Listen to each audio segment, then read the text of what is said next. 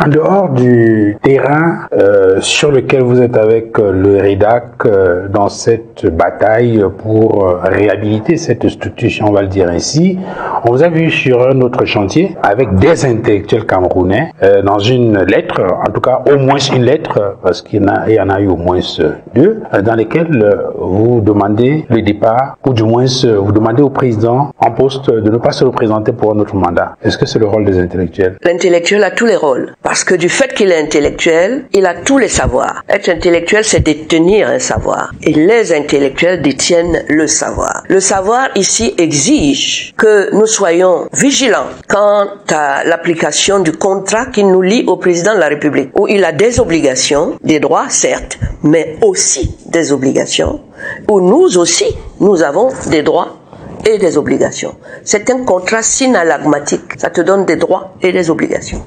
L'État du Cameroun n'est pas en train de respecter ses obligations. Il met la pédale sur ses droits et il en abuse immédiatement. Ça ne peut pas marcher. Oui, mais... Et il est le premier à parler de paix. Ça ne marchera pas.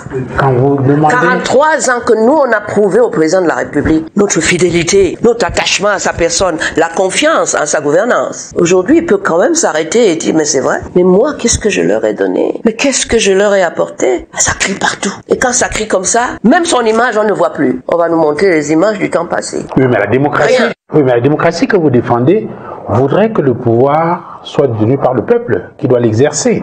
Est-ce qu'il ne revient pas justement à ce peuple-là, au cours d'une élection libre et transparente, de le sanctionner si jamais on estime qu'il n'est plus en mesure, en capacité de diriger le pays? Essayer de l'éliminer a priori sans qu'on ait une élection, est-ce que ce n'est pas une entorse à la démocratie que vous... Mais c'est lui qui commet une entorse à la démocratie. Parce qu'il sait ce que vous venez de me dire, la première phrase. Il le sait, que c'est nous qui allons le nommer par notre vote. Vous savez qu'il a pipé tout le système, tout l'itinéraire qui mène au vote, qui mène à la proclamation. Il est candidat. C'est lui qui a fixé toutes les règles. C'est lui la FIFA, FECAFOOT.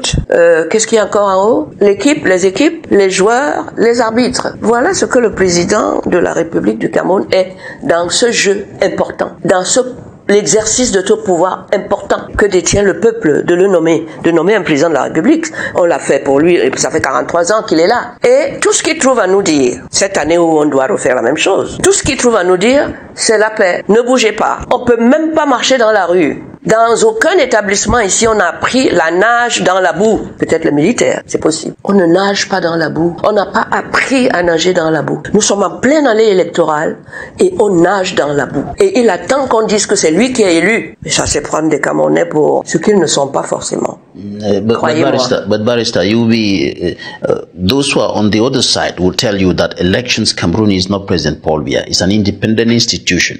The Constitutional Council is not President Paul Biya. It's an independent institution. The laws are not made by President Paul Biya but by Parliament, and he simply promulgates. So how can you say that the President of the Republic is everything? Monsieur le Président de la République s'est arrangé par des fraudes, par des manigances, à récupérer le pouvoir législatif et tous les autres pouvoirs. Lui, on est supposé lui avoir donné le pouvoir exécutif. Mais parce qu'il sait que s'il continue à passer par l'expression populaire, il risque de ne pas être réélu.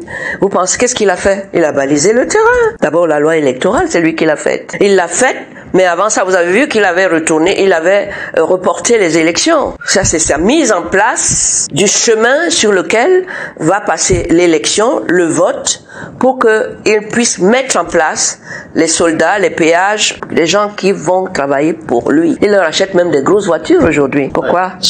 Alors, ça, c'est un point important. Parce que ça peut dégénérer. Ça peut amener le peuple camerounais à un ras-le-bol qui ne dit pas son nom. Et quand le peuple est au niveau du ras-le-bol, eh bien, il peut l'exprimer à sa manière. Ce ne sont pas des slogans, la peur, la police qui met partout, c'est quadrillé de partout. Ce n'est pas ça. Quadriller, ça devrait être pour nous servir, pour assurer notre sécurité lorsque nous allons dans nos bureaux que sont la rue, pour lui parler, pour être sûr qu'il a entendu. Lui et les autres chefs d'État avec lesquels nous partageons des traités.